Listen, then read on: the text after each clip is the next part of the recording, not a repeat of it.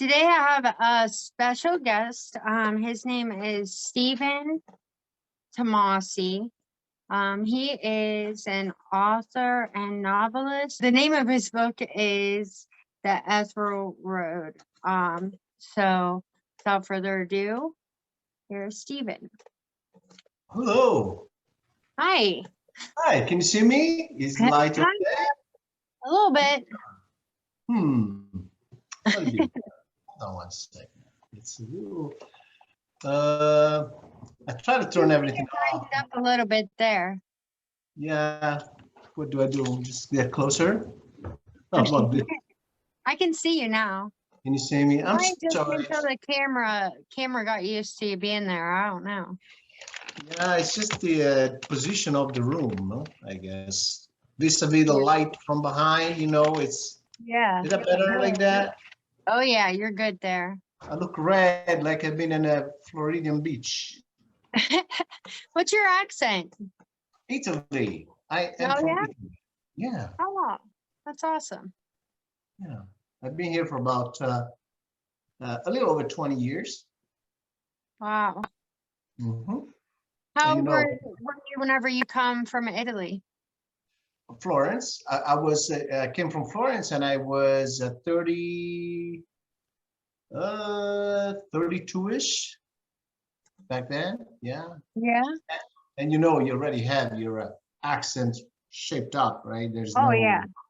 You're not a kid like 10 years old or something. It's going to be really, really hard to lose it. So not that I'm trying, but right. It's very thick. Yeah, I think that's really awesome because I'm thinking about like 30 years old, like spiritually, that's whenever you make the most changes and you make, you start really spiritually making these changes. But I was kind of steadfast, and this is where I was, and this is where I was planted, and this is where I had to be, and kind of self-restricted myself. So I think it's really cool that at that age, whenever you're so stuck in your own ways, that you're just like, oh, I'm going to move to America. Well, it happened very casually. It was a job offer, frankly. I didn't have any intention to do anything but staying where I was. But the opportunity came along. It was a good opportunity, hard to miss. And so I was offered to join a group, in a working group of global individuals in this healthcare company. And I packed my stuff and left. And initially it was supposed to be a 12 months assignment, and it turned out to be 16 months, and then 2 years, and then 3 years, and then they asked me to stay, and I'm like, yeah, sure, why not? So that was over 20 years ago. Yeah, that's really awesome.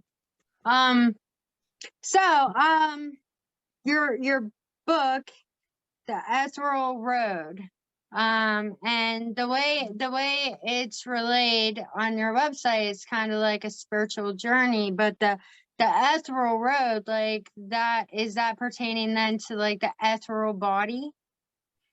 Well, yeah, and here's the book, right, as you can see it. I think all of us have a path, frankly, and this path has both a physical and a spiritual connotation. Ideally, they are in the same thing at any given point in time.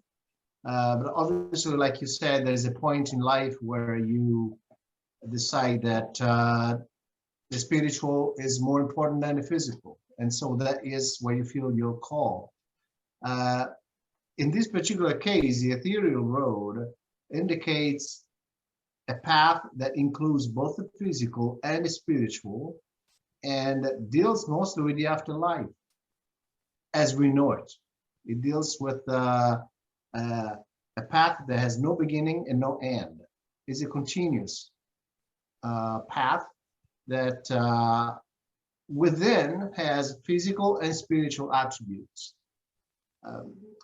It is really a circular, just like life is. And as mortal beings, we usually tend to refer to life as a finite experience. We're born and then we die. But in Yeah. reality, it's not that simple. And in reality, yes, we are born physically, but our souls, our spirits continue in a dimension that is different from the one that we typically experience physically. And so the ethereal road is exactly that. The opportunity to look at your existence as a continuum, not as a beginning to the end. In this particular case, this is a fictional story about a gentleman who realizes that his life might be short because he has found out he has terminal illness. And so on. At that point, he thinks about his future. What's going to be on me? What's going to be on my family? What's going to be on my life? Am I going to die? And if I die, what's going to happen? Am I going to just disappear? Or am I going to go somewhere else? And so there's a great philosophical and religious stance in this book, although it's just a regular fictional story, but it takes into account what is expecting us on the other side. Yeah. Is there a God? Yeah. And if there is a God, how does he or she look like? Those are the questions that the main character is asking to himself. And he's really under pressure because, his days are counted. He doesn't have much left. And so he tries to look back at his life, at the mistakes he made, at the opportunities he missed, and he tries to get ready to face what's next. That's what the story is about. Yeah. I love that because it's so very true that whenever it starts coming and dwindling down, you actually know that the end's coming. Most often people will look at what they didn't do rather than what they did do. That's a very good point. Absolutely. And we only have that assessment once we are under pressure. When we feel that something happening, at that point, we feel compelled, forced to take another look at who we are and what we're made of. And the fear of death is typically one of those triggers. Yeah. Yeah. And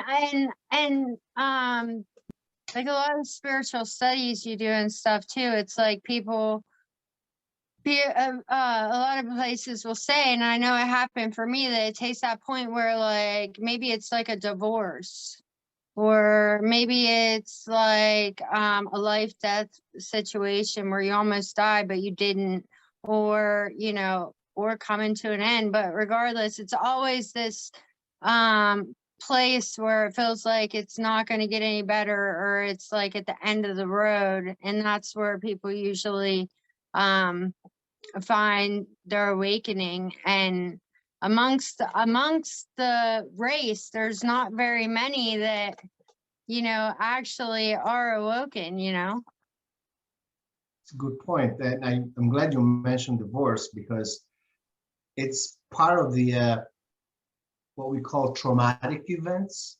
So your life goes, and then at that point you divorce, or you have a loss, or something traumatic happens in your life, and then you are forced to take another look at the status of your life, and to really, we can use the word awake, to really awaken yourself and look at yourself in the mirror, take another look at the experience that led you to be who you are, and evaluate whether those experiences have always been conditioned by good faith, or whether there are things that you did that you regret.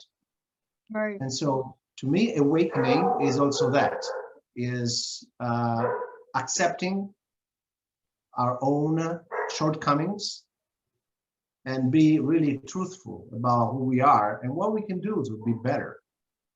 Yeah. And my dog is also commenting in the background. You can hear him. No, that's all right. Sorry about that. No, that's all right. I was just thinking about A woman had got a hold of me yesterday and said to pray for one of her friends that her husband had just died. And Oh, so like my advice to give her friend was kind of like, a lot of people think that we lose people, whenever they die. And I said that in my mind, the way I like to see it is that we're all going to die at some point, physical dies. So at some point in time, we're not going to be physical anymore. So we already know that's going to happen. So really, it's like the idea that people are brought to you, gifted to you for their time on this earth, and they're not really taken away, but they were a gift. And then the relationship, it's not that the relationship actually ended, it's just evolved into a different way of communicating with them. They're still there, they're still with you, they're still in your heart, they're still in your mind, they still exist. It's just you have to wrap your mind around it. It's an evolution. Now it's changed. Now what's my relationship with this person? absolutely agree with you. It is really about the big picture. Yeah. The big picture is we are all unique entities, right? With our own differences, with our own experience, with the value that we bring into somebody's life. Yeah. And we want that value to be positive. So Yeah. awakening is also that, in my opinion, to do only good stuff, and Yeah. be good to people, because everything we do good affect other people, and hopefully in a positive way. And so when we pass this dimension, we hopefully leave a legacy of good things. Yeah. And I believe that uh, death is not the end. Physical death is not the end. It's just a transformation. It's a passage into a dimension that is bigger, larger, where we can conceive what we want to be and how we need to be. And Yeah. I think that's when the real awakening occurs, when we are facing who we really are naked, Yeah. without our social construct, without Yeah. experiences that made us who we are. Just soul, pure and simple. I think that's what probably death is like, a Yeah. transformation. Yeah. I actually did a drawing. Hold on a second. It's kind of Uh-huh. vulgar. It's kind of vulgar a little bit, but what you had, hopefully all these don't just fall down. Are these all yours? That's what you draw? Yeah. Nice. Um, Oh, but beautiful. Yeah, hopefully you can see it. I can. Anyway, so that was the concept. What you just explained was the thought behind actually drawing this up. Very It's nice. like bearing everything. And yeah, so basically you just explained that whole thought behind drawing that image. Like you have the, I yeah. So I just thought that was really cool. But so it's like, yeah, like you have the whole world in your hands. Like everything that's happening to you, your mind and how you conceive the world is the world, and you have everything in your hands. But to actually um bare naked of yourself, though the world is heavy, you're able to bear the weight. Absolutely. And Yeah. frankly, I know that it's very challenging for a lot of people to confront the real essence, uh, admit their own shortcomings and liabilities and say, well, I have defects. Okay. It's difficult for people to do that because we have all this shield, protective shield that sometimes portrays an image of us that we are not. Uh, but everybody's fragile one way or another. We have fragilities, we have needs, we have emotions. So I think awakening is also that, to be naked and admit what makes us who we are, whether it's a weakness or a strength, it's irrelevant. because we Right. are all human beings, a combination of strengths and weaknesses. And so that's what makes us human. And yes, the world, it's beautiful. It's a beautiful depiction of that concept. I completely agree. Yeah, thank you. Let's know it. Some people have called it Mother Earth. I was like, well, that's a good analysis. But yeah. I had spoke about that one time. It's like just to like whenever I learned that basically like I was like do like everything that was happening wrong in my life and how bad it was, I was doing that to myself. I was manifesting that stuff with my thoughts, and the way I seen things would kept putting me in these situations. And I started looking back on he's now 9 years old, but I started looking back on like his growth and like thinking about when he was little, like around 4 or 5, like he would go outside naked and pull down his pants and pee in the yard, and then because he was his own individual in this world, it didn't really matter what everybody else in the room thought. And it was about a year ago he started being concerned, like I don't really want to take my shirt off in public. Now he's like, I think I'm getting fat, and stuff like that. So he starts weighing himself out against his peers, like, you know what I mean, and starts confining his mind to like, this is who I am as opposed to everybody else. But then the grand scheme of it is like going back to that child, they'll go out and pee in the yard, you know what I mean, and not care. I think it's like the balance between the two. Like, the truth is how people perceive me, but then also I need to make sure that I'm still staying that child, like independent in the world. This is But I very think that's interesting. crazy how we do that. We like evolutionize like that. And I think it's very important that you draw the line at some point and you acknowledge what's happening. I think Yeah. that's the main step, recognizing that this is happening, that there's more to the fluff that you see Yeah. around you, that pertains to your physical life, having a nice house, having a nice car. Those things are definitely nice to have, but it's Yeah. about your individual psychological fulfillment. It's about your happiness. How do you achieve happiness? What makes you happy? Uh, Acknowledging those things, in my opinion, is fundamental to evolution, for you to Yeah. evolve into a better person. Yeah. Absolutely. Yeah. It's totally got to be all about, you just got to separate yourself from your experiences and your walk and things like that in order to Uh-huh. like live fruitfully. So, like what started out your journey of spiritual growth really? Um, it seems like I really didn't seek it. It sought me and then I had to find it. So how can you interpret your spiritual journey? It's a great question. And frankly, I'm always, I have a difficult time answering that question. And let me tell you why. Because I've always been interested in this dimension since I Yeah. was a child. So I cannot really define a starting time. That's so awesome, I think. I always felt that way. To me, has always been that way.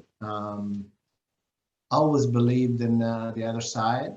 I always believed that there's a notion of God, whatever you conceive that to be, Yeah. something bigger. I don't know whether God really determines our life or whether we are the ones determining our life under that light. I think it's a combination of both, frankly. But I always had that feeling, and I just came to realize that the time for me is now. That's why I published this book, because the things that I wrote in those books were always there. They Yeah. just emerged from a drawer, let's put it this way, and they are ready to be read by other people, because at the end of the day, my mission is that to share, to offer an alternative view to how things are. Yeah. That's the main reason I did it. I had something to say. I thought that other people would benefit from it, to find their own ethereal road. I don't think that I can suggest or recommend what that road should be. I'm Yeah. not good enough to Yeah. do that.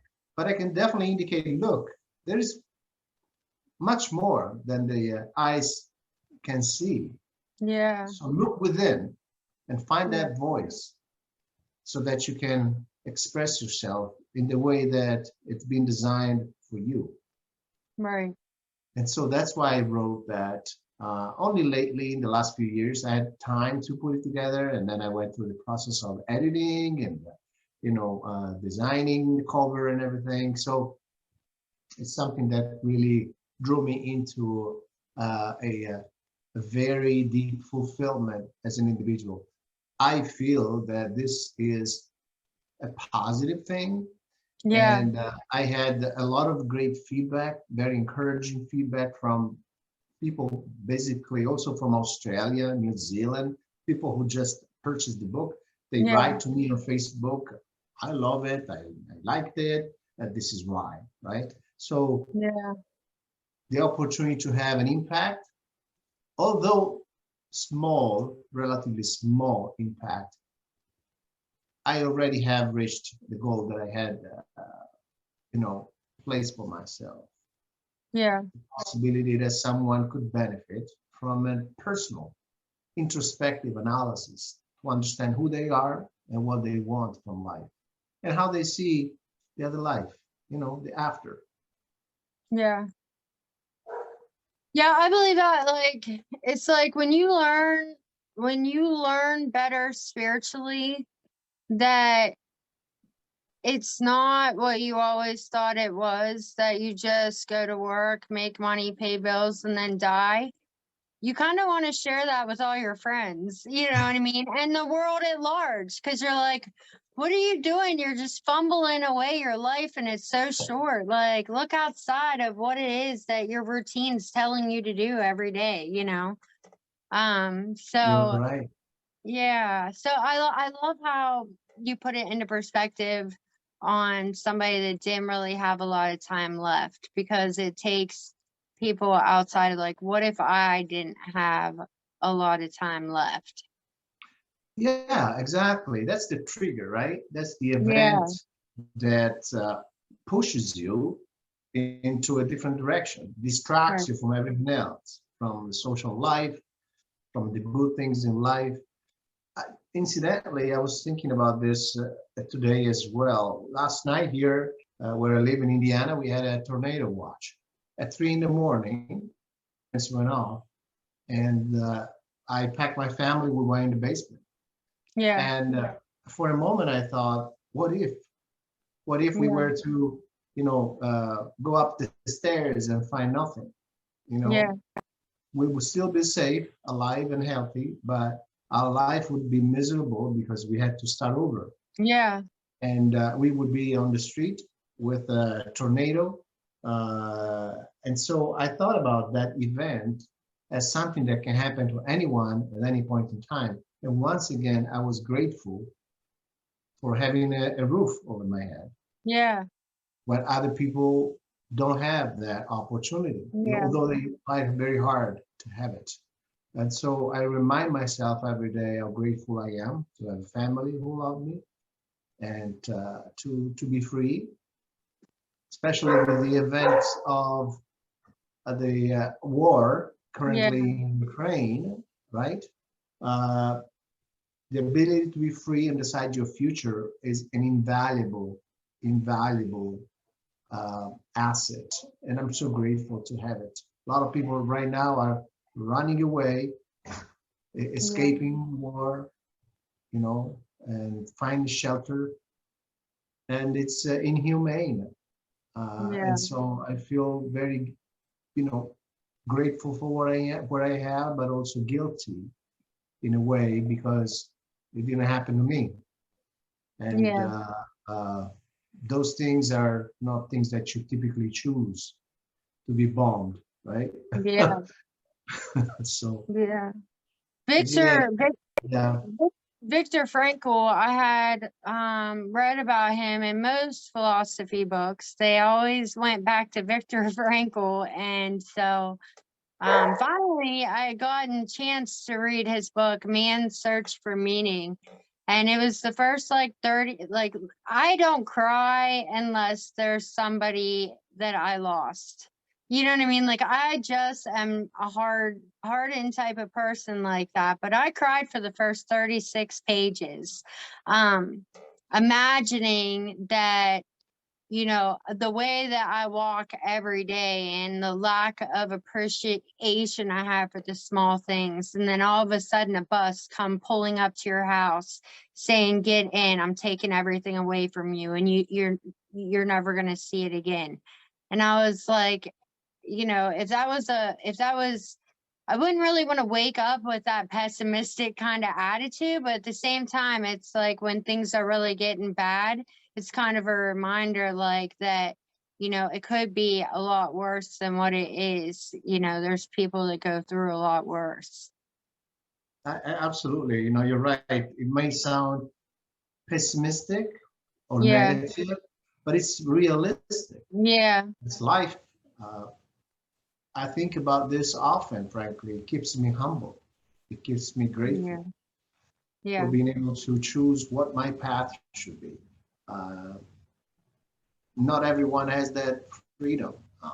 When you look at the world as a whole, there are billions of people who live with $1 a day, and they have to search for fresh water every day, and fresh food every day, and work just to sustain themselves.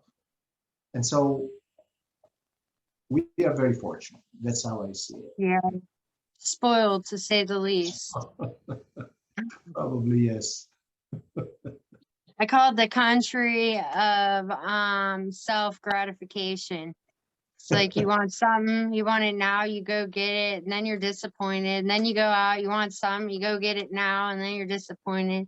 And then you'll have people like, I can't get anything that I want. And you know what I mean? But they were grateful for like the 100 things that they had gotten that year. Exactly. It is a very, let's say, typical part of this culture because it's very individualistic. And so everybody thinks about things they want for themselves. And that's how people are, you know, raised. Instead, maybe in other countries, Europe, for example, especially all the countries that have been attacked by wars in World War II, people grow up with a mentality of community because they have been in dire straits for a long time, and so they just want to be in peaceful manner and, you know, avoid any type of you know, aggression and violence, and maybe they are more content, I would think, with what's out there. I don't know. Yeah, I was talking to somebody one time via phone, and he was actually in a grocery store in Africa, and they were down there clapping and singing, talking real loud, all this conversation nonstop the whole time he was in the store. And I had told him because he was wanting to be a musician and come to America. And I said, you're going to be so appalled if you would come to America. I said, because I said, everybody sounds like so happy there and they're living on much of nothing. you know, and then you go to America, like you go into the grocery stores, most people are like, look angry or sad. And then nobody talks to anybody. You can hear a pin drop. And he's like, are you serious? I'm like, yeah. I'm like, that's how it is here. But over there, it's like they have so much gratitude, and you know what I mean? Like, I don't know. I hope that one day God allows for me the opportunity to travel a little bit and see more. That would be Yeah. nice. Yeah. Yeah. Is there a particular place that you like to go visit? I would like to go to India. Oh. Yeah. Yeah, I would like to go everywhere. I don't know. India is I don't know. huge. It's a huge country, and there's so many. I've seen sometimes, those movies online. I don't know if you ever watch Indian movies, but if you should have, Yeah. caption, of course, because I'm not able to understand the language. But India is a very high production Yeah, of movies. The that's nice. Bollywood, they call it, right? And you can see a lot of nice stories, and you can see beautiful landscapes. They have beautiful beaches as well. In the Yeah, interior, they have mountains.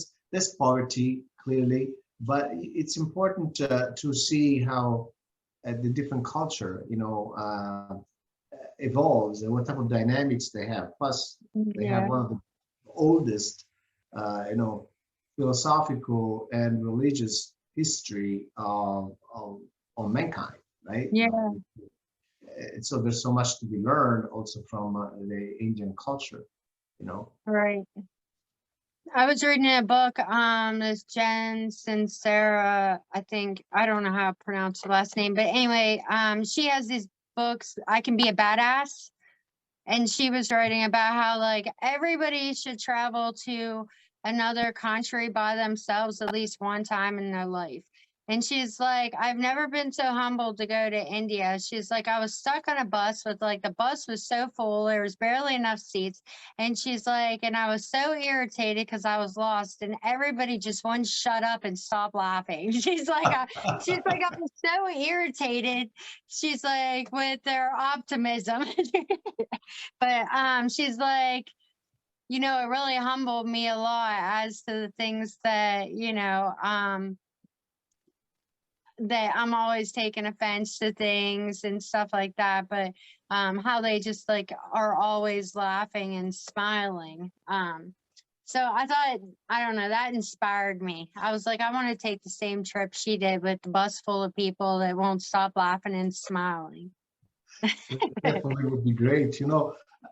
Yeah. I think about the question you asked me before of when the spiritual journey started, right? And Yeah. you made me think about something that I did when I think I was like 25 or something. So it's about almost 30 years ago.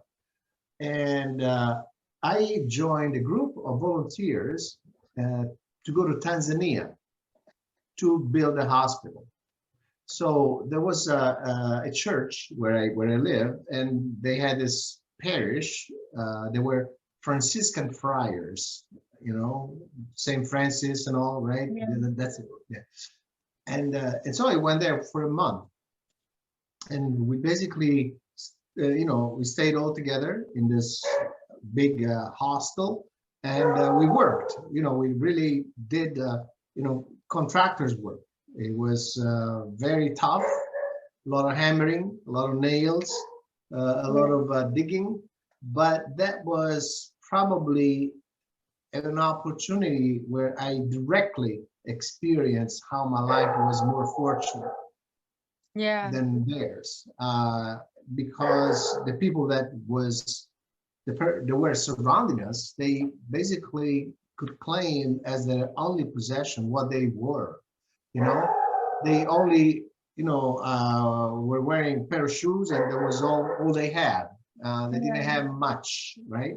Yeah. And so everybody living back then, we left our luggage, we left our clothes for them to use. But that was a very humbling experience, frankly. I think that probably was a trigger for me, a traumatic event that made me think, and look at the world a little bit differently. Yeah. Everybody's not so fortunate. I took my kids into the city, and my son had kicked this box underneath the bridge. And I said, you know, you just kicked somebody's home. And he's like, no, I didn't. I said, yeah, you did. And he was like, ah. And he just like, I think that in that moment, it was like, wow, like that's how people actually have to live, some people.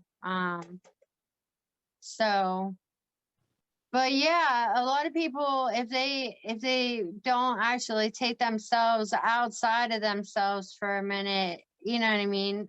There's a lot of people who would just be like, oh, well, like they just do it to themselves. You know what I mean? Rather than seeing like, well, what would happen if you would actually have to be, you know, living in that situation? How would you feel and, you know, live and survive? And yeah. Yeah, so I mean, like, and that's how I like to see people that are like hateful and rude, and you know, even murderers.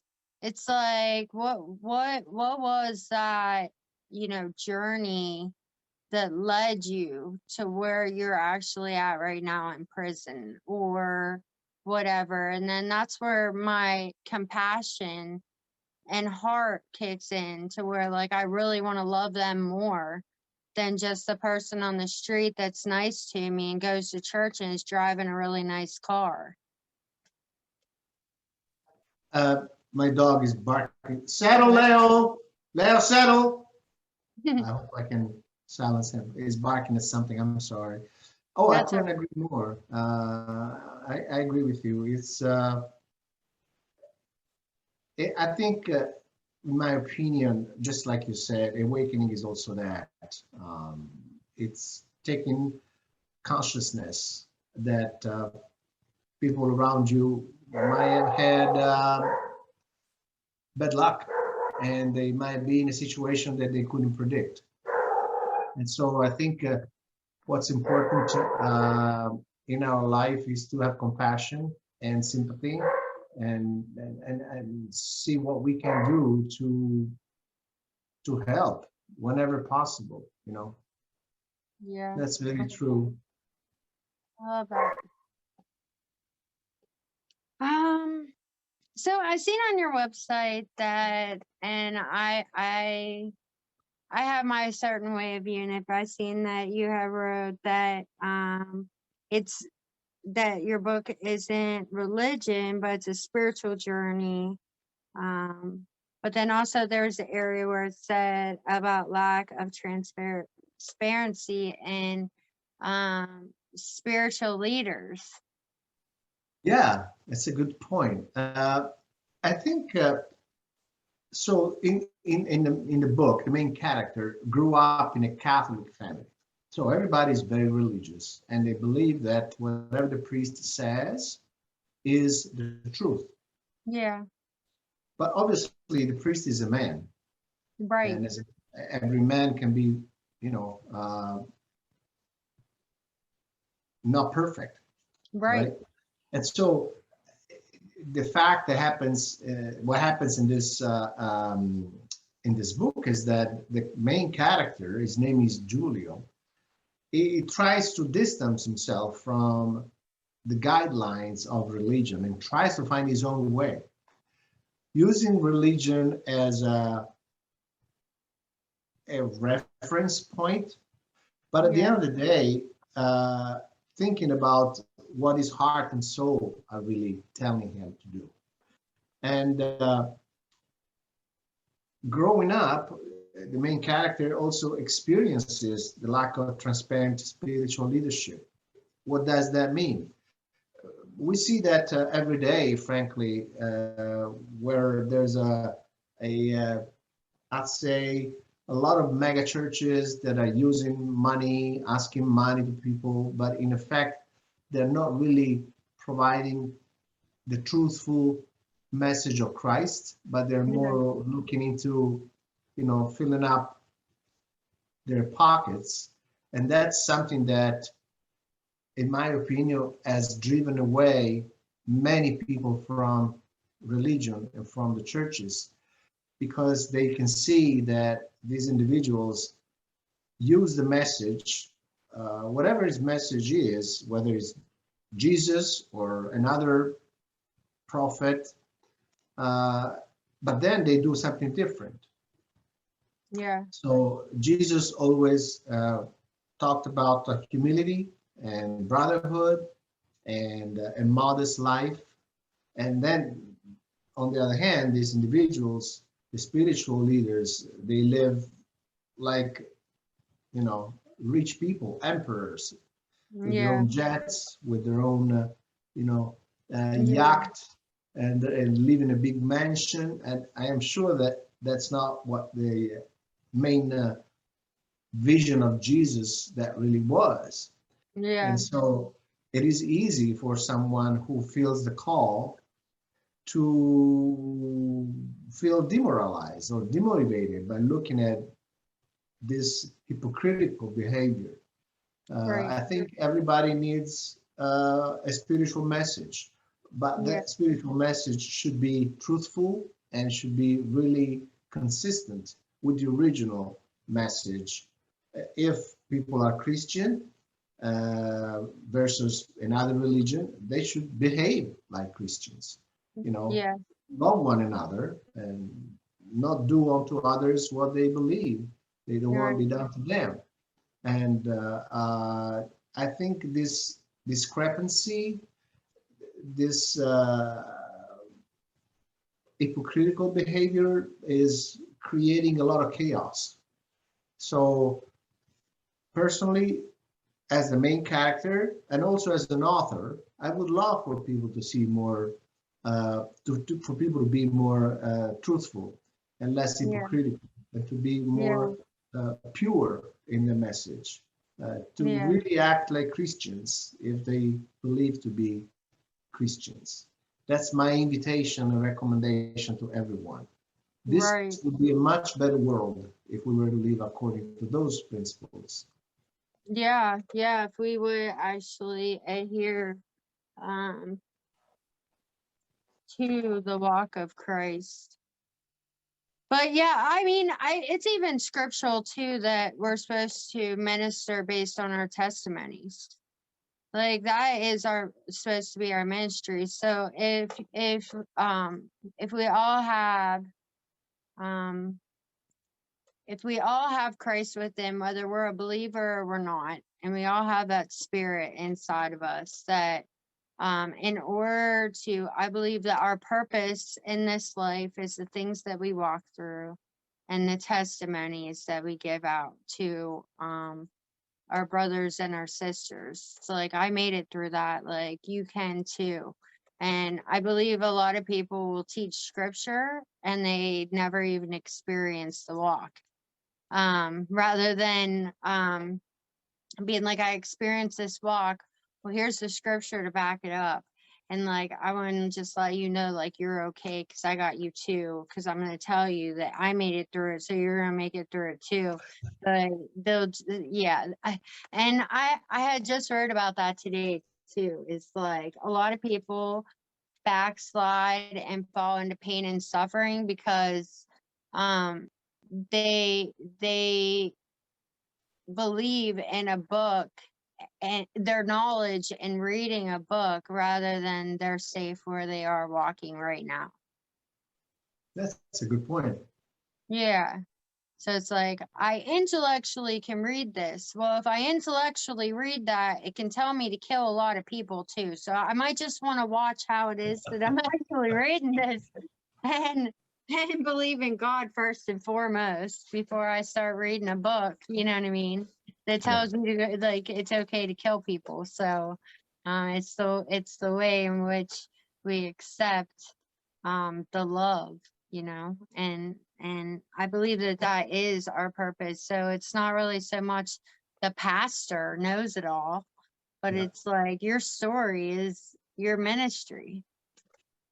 Exactly. And Yeah. the pastor can offer guidance, Yeah. support. But at the Yeah. end of the day, it's about you and Yeah. your Yeah. relationship with God. It's not about the pastors. Pastor Yeah. can do the work that you need to do, Yeah. right?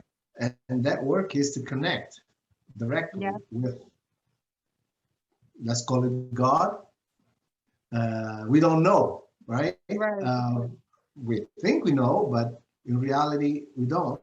But connect with that entity of goodness, of Yeah. love, you know, and try to get closer to that light and pass it along, pass the Yeah. torch to somebody else.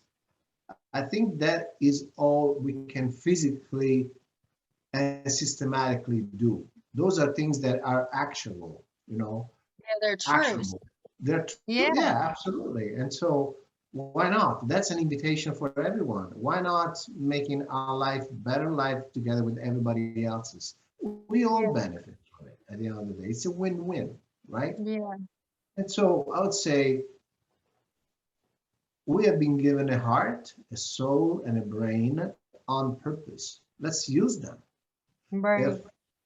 we shouldn't follow something that is written, if our heart tells us that is not right, let's not do Right. it. We should be Right. listening to ourselves, to our inner voice of good, Yeah. and do good, right? That's how we should be behaving. I believe the world will be much better. I'm Yeah. naive, maybe. Call me naive, and that's okay. Yeah. I'm an idealist. I do Yeah. believe in I used to be called that a lot. that. Oh, is that right? Because people will like look at me now since I changed, since I made such massive change, and they see like such a sweet girl, but they don't know the journey that led me up to being that super sweet girl. And so the only way that I can have compassion for really bad people is if I spend a lot of time around really bad people. You know what I mean? So it's like, though I always walked in goodness, I went through enough in life where I can see what you're doing right now.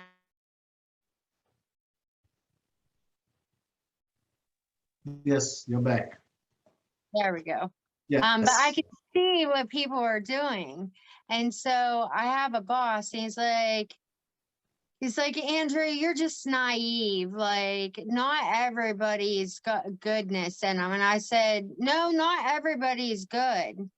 And I know I'm not always good either, but some people just hadn't been pointed out the good things about them. So it's okay for me to take somebody that most people want to treat like crap because they want to be on guard with them and just be like, oh, well, like you have good in you too, but people will, like, if you don't want to jump into an altercation right away with somebody, they'll Yeah, think that you're weak. yeah, Yeah. exactly. And that's part of what I was saying before, that we have to build this shield because people take advantage. They Yeah. cannot admire you for who you are, and Right. they think you're weak because you don't want confrontation. But it's Yeah. not about being weak. It's about searching for a better ending, Yeah. searching for, why do I have to create tension? Why do I have to hurt somebody? I don't Yeah. want to hurt you. I don't want to hurt Right. anybody. I just want to Right. get along. How hard can it It be? takes more strength to walk away, though. Absolutely. Yeah. It takes a lot of strength not to have your emotions take over you. Yeah. Absolutely. Because that's our world. You know what I Absolutely. mean? Like, once somebody provokes you, like, that's all you see. Like, that's your perception, your world, that's your truth.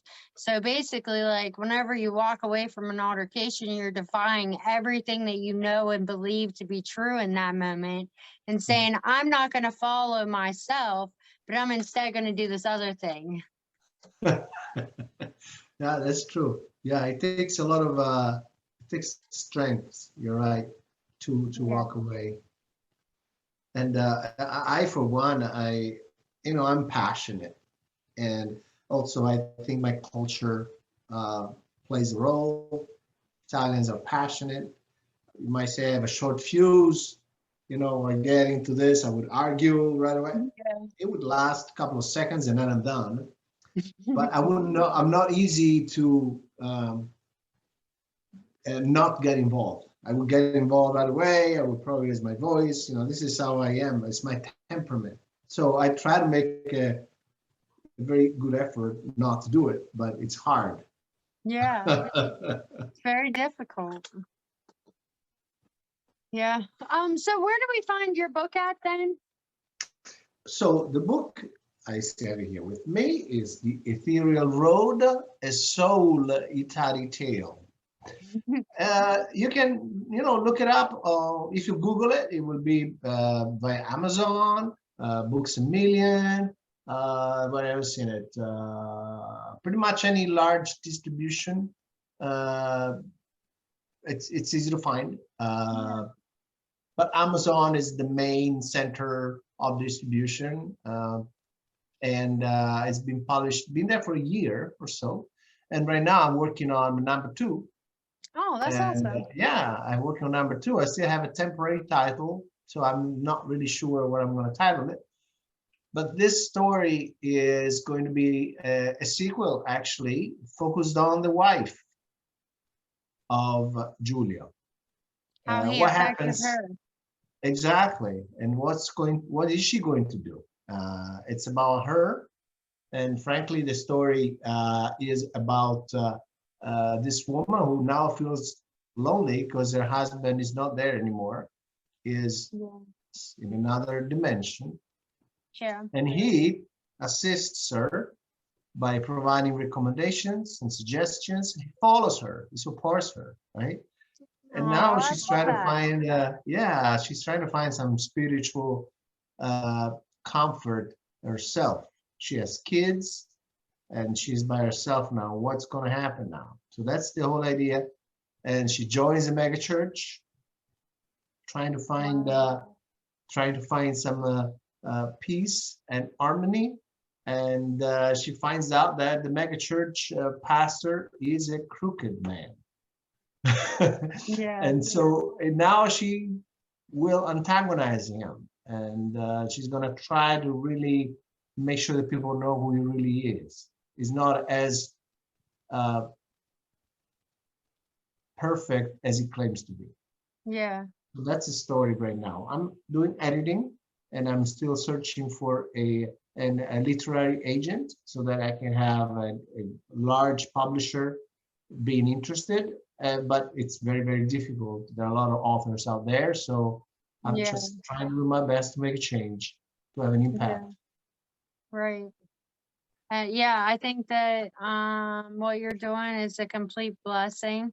And it looked really interesting to me whenever I looked on the website, but like now that you speak on it, I'm just like really in love with the whole idea of it. So and I thank you so much for joining me and sharing your love and your light with other people for our daydream. Andrea, it's been a pleasure to get to know you, talk with you, and the light that you radiates through the screen is beautiful. So keep doing what you're doing. Good luck with everything. Thank you so it's been much. a real pleasure. Thank you for the invite. Thank you. You have a great day. You too. Bye-bye. Bye.